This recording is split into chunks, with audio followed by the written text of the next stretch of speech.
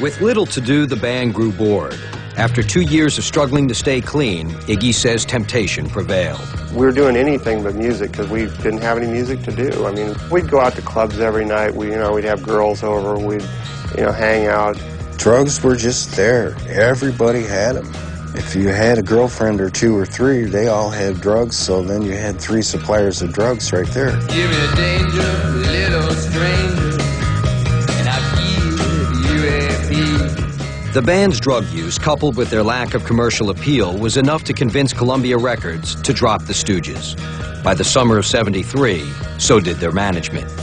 While the band struggled to find its footing, Iggy fell deeper into drugs and alcohol. I checked myself into the Neuropsychiatric Institute in LA because there were no system of rehab in America at the time. I just wanted to get locked up for a month. For Iggy, the month-long stay in the hospital was a humbling experience. His years of hard living and hard drugs had destroyed his career.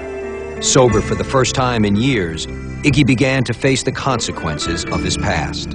I really had absolutely nothing going on in my life. It was really, things looked grim. And I had to go on faith at that point. And that was very, very rough to keep going. It was David Bowie who helped Iggy get back on his feet. After visiting Iggy several times in the hospital, Bowie convinced his friend to join him on tour. In late '75, after Iggy's release, the two set out on a trip around the world. I am the passenger, and I ride. The experience inspired Iggy to get his life back on track. That included reaching out to his 6-year-old son, Eric, whom he hadn't seen in several years. While on the road, Iggy wrote to him, sharing the tales of his journey. Dear Eric, I am writing this letter on a train going from Holland to Paris, France. I had my birthday in Russia, and we had a party right on the train. I am 29 years old now. Love, Dad. Looking at these letters brought a warm feeling, knowing that he's experiencing things for the first time in Europe, taking trains across the countryside and expressing to me what he's seen and experiencing. After the tour, David and Iggy moved to Berlin, where they were determined to create new music together, free from the influence of drugs. I think both myself and Iggy had indulged ourselves tremendously, and we decided we'd clean up.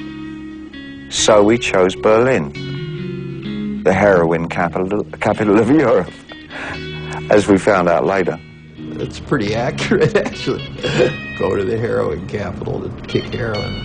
Typical day, it would work like this. If a week has 7 days, and out of the 7 days, there would still be, for old times' sake, 2 binge days.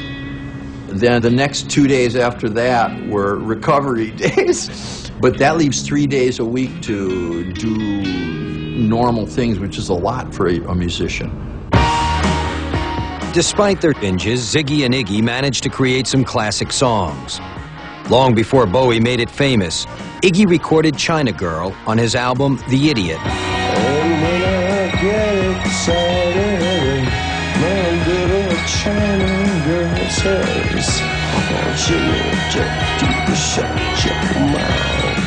Bowie produced Iggy's first 2 solo albums and played keyboards on tour with him in 1977.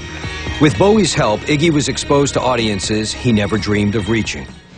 Iggy Pop is considered to be the originator of what is called punk rock today.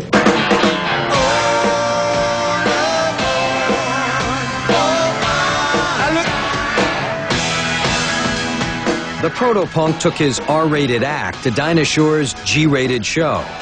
But instead of the usual talk show chit-chat, Iggy shocked Dinah and housewives across America with stories about his notorious past. You were doing things to yourself physically that were... Yeah, and to other people, too. But you cut yourself with a bottle. Yeah, well, that was because I'd done something really foolish the night before, and I was ashamed. And I felt so bad that I thought, the heck with it, and I grabbed a glass and... Oh, Jim. But that was, well, I've had treatment for that sort of thing, since. Yeah, it helped a lot, Iggy made a big impression on Middle America, especially on his 7-year-old son who was watching at home in Detroit. Though he had spent little time with his father, Eric was proud of his pop. The understanding was that, you know, my dad worked and he was going to be away when he was working, and that was pretty much all the time, so. In the fall of '77, Iggy played the Motor City. For the first time in several years, Eric had the rare chance to spend time with his father.